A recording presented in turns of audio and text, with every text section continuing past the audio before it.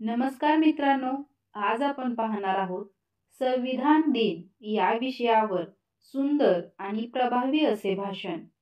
चला तर मग सुरू करूया. माननीय उपस्थित मान्यवर, आदरणीय शिक्षक आणि माझ्या देशभक्त बांधवांनो, आज मी इथे भाषण देण्यासाठी उभी नाही.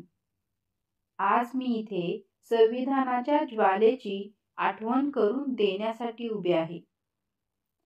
तो दिवस ज्या दिवशी भारताने जगाला सांगितले, आम्ही कोणाच्याही अधीन नाही, कारण आम्ही स्वतःच आमचा कायदा लिहितो. होय, आज संविधान दिन आहे. तो दिवस ज्या दिवशी या राष्ट्राने आपली ताकद ओळखली, आपली ओळख जगासमोर मिरवली आणि प्रत्येक भारतीयाला सांगितले, आपले संविधान हे कागद नाही, हे क्रांतीचे बीज आहे, हे स्वाभिमानाचा शपथविधी आहे, हे अत्याचाराविरुद्धची घोषणा आहे.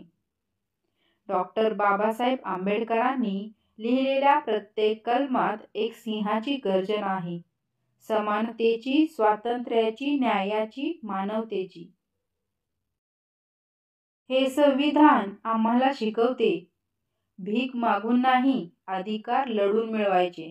आणि त्याच वेळी हेही आठवण करून देते, कर्तव्य न सोडणारा नागरिकच राष्ट्र मजबूत करतो. पण आज एक कळवा प्रश्न विचारायलाच हवा. आपण खरोखर संविधानाचे सैनिक आहोत का? अन्याय दिसला की आपण बोलतो का? भ्रष्टाचार पाहिला की आपण उभे राहतो का? नियम मोडणाऱ्यांना आपण थांबवतो का? कमजोरांवर अन्याय झाला तर आपण आवाज उठवतो का?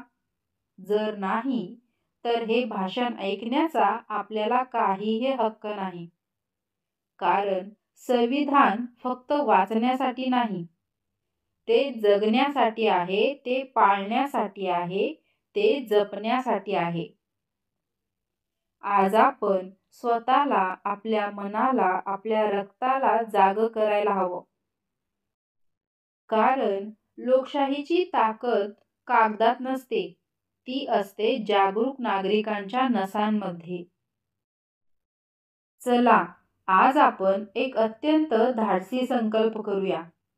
अन्याय पाहिला तर शांत बसणार नाही, भ्रष्टाचार पाहिला तर तोंड झाकणार नाही, नियम मोडणाऱ्यांना मी थेट प्रश्न विचारणार, विविधतेला द्वेष नाही, शक्ती म्हणून स्वीकारणार, माझे हक्क मी जपणार आणि माझे कर्तव्य मी निभावणार.